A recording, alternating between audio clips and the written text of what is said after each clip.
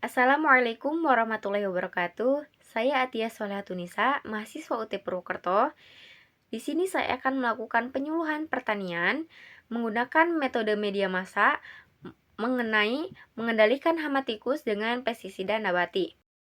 Tujuan penyuluhan ini adalah untuk memberikan informasi dan meningkatkan keterampilan petani dalam pembuatan pestisida nabati untuk mengendalikan hama tikus, sehingga petani dapat memanfaatkan bahan-bahan yang mudah diperoleh di lingkungan sekitar. Selain itu, penggunaan pestisida nabati diharapkan bisa menjadi alternatif yang lebih ramah lingkungan, aman bagi kesehatan, serta lebih ekonomis dibandingkan penggunaan pestisida kimia. Lalu, sasaran penyuluhan ini adalah masyarakat, terutama petani, karena saat ini populasi hama tikus di lahan pertanian sangat banyak, sehingga menjadi alasan gagal panen selama beberapa masa panen terakhir. Melalui penyuluhan ini, petani diharapkan dapat memperoleh pengetahuan dan keterampilan dalam membuat pestisida nabati sebagai alternatif pengendalian hama yang lebih ramah lingkungan dan ekonomis. Selama ini, pengendalian hama tikus umumnya dilakukan dengan menggunakan pestisida kimia. Penggunaan pestisida kimia memang dapat memberikan hasil yang cepat dalam mengendalikan organisme pengganggu tanaman.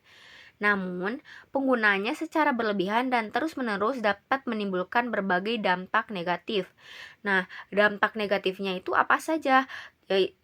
Seperti menyebabkan kontaminasi pada produk pertanian, tanah, dan air, memicu resistensi hama, serta menimbulkan dampak negatif terhadap kesehatan petani. Oleh karena itu, diperlakukan alternatif pengalihan hama yang lebih ramah dan aman lingkungan. Biasanya, pestisida kimia itu membuat tanah itu lebih gersang untuk penggunaan dalam jangka panjang dan dalam jumlah besar. Dan untuk air itu bisa menjadi pencemaran. Lalu, resistensi hama itu apa? Resistensi hama adalah posisi di mana hama sudah kebal terhadap obat, sehingga misalkan biasanya tanaman misalkan hewan itu bisa mati dengan pestisida A, tapi sekarang sudah tidak. Itu namanya resistensi hama. Pestisida kimia memiliki identik berbau menyengat, apalagi pestisida untuk pembasmi tikus. Nah, hal ini berdampak negatif terhadap kesehatan petani. Maka dari itu, dalam kemasan pestisida kimia itu terdapat himbauan-himbauan yang harus dihindari oleh petani. Nah, alternatif yang dapat diterapkan adalah penggunaan pestisida nabati. Apa itu pestisida nabati? Pestisida nabati adalah pestisida yang berasal dari tanaman atau bahan organik lainnya yang berkhasiat mengendalikan serangan hama dan penyakit tanaman tertentu. Selain itu, pestisida nabati relatif aman bagi manusia dan lingkungan karena mudah terurai di alam, tidak meninggalkan residu, serta dapat dibuat dari bahan-bahan yang mudah diperoleh di sekitar masyarakat. Jadi untuk pestisida nabati itu selain mudah didapatkan karena bahannya ada di alam, juga tidak berdampak buruk bagi lingkungan dan kesehatan kita. Ciri dasar pestisida untuk tikus, khususnya pestisida nabati, adalah menggunakan bahan yang berasal dari tumbuhan yang mengandung senyawa aktif yang dapat mengaruhi kehidupan tikus.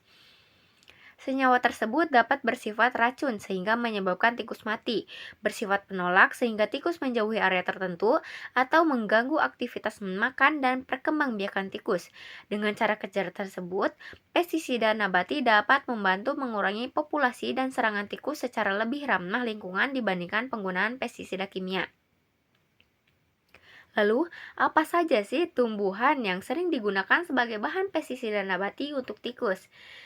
Tanaman tersebut yaitu umbi gadung, biji jarak, tembakau, buah mengkudu, dan bawang putih.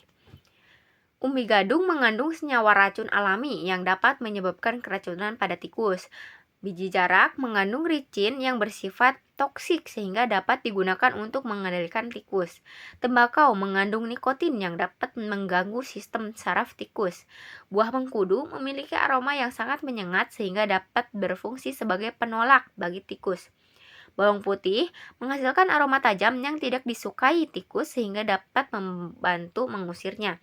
Jadi, seperti tadi, ciri dasar pestisida untuk tikus itu salah satunya adalah bau yang menyengat.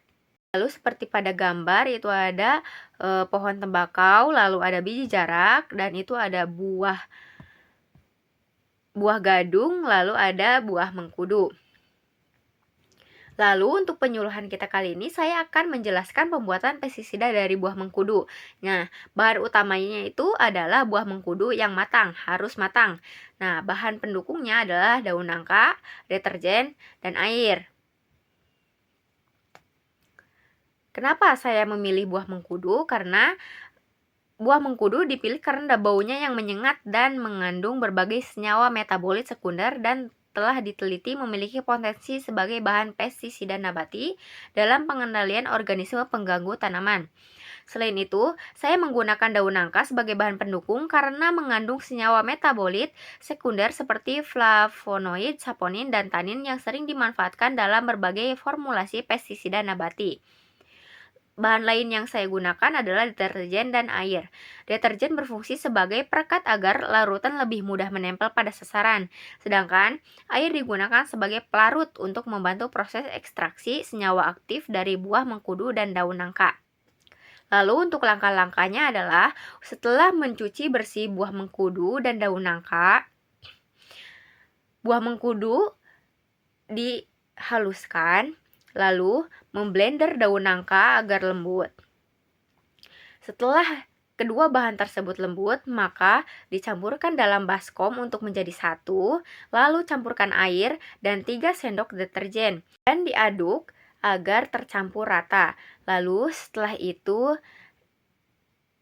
cairan tersebut disimpan di suhu ruangan, jadi jauh dari sinar matahari untuk difermentasikan. Apa itu difermentasikan? Itu didiamkan agar bahan-bahan tersebut lebih busuk dan lebih keluar baunya dan lebih menyatu. Lalu setelah 3-5 hari, maka pestisida tersebut sudah siap sehingga tinggal disaring lalu dimasukkan ke botol. Lalu untuk pengaplikasian pestisida nabati itu sangat mudah, dapat dilakukan dengan cara menyemprotkan larutan pada area yang sering dilalui atau menjadi tempat persembunyian tikus. Penyemprotan sebaiknya dilakukan pada sore hari, agar larutan tidak cepat menguap dan dapat bekerja lebih optimal. Untuk menjaga efektivitasnya, penyemprotan dapat diulang setiap 2-3 kali sehari. Setiap 2-3 hari sekali, terutama jika populasi tikus masih tinggi atau setelah turun hujan. Area penyemprotan dapat disesuaikan dengan kondisi lahan seperti di pematang sawah, lubang tikus, tepi lahan, semak-semak. Nah, selain melakukan penyemprotan, kebersihan lahan juga perlu diperhatikan dengan membersihkan semak-semak dan rumput liar di sekitar area pertanian agar tidak menjadi sarang atau tempat berkembang biaknya tikus. Dan dengan demikian, pengendalian hama tikus dapat dilakukan secara lebih efektif dan berkelanjutan. Jadi, selain kita mengusahakan dengan menggunakan menggunakan pestisida nabati ini, kita juga harus membersihkan lahan agar tidak menjadi sarang tikus. Jadi, kesimpulannya adalah penyuluhan ini memberikan pemahaman bahwa bahan-bahan alami yang tersedia di sekitar lingkungan dapat dimanfaatkan sebagai alternatif pengendalian hama yang lebih ramah lingkungan dan ekonomis dibandingkan penggunaan pestisida kimia. Selain itu, dengan penyuluhan ini maka petani dapat memahami tahapan pembuatan pestisida nabati mulai dari persiapan bahan, proses pencampuran hingga fermentasi sebelum diaplikasikan. Dengan ini diharapkan petani dapat menerapkan dan mengembangkan penggunaan pestisida nabati secara mandiri sebagai salah satu upaya mengurangi serangan hama tikus pada lahan pertanian maupun lingkungan permukiman.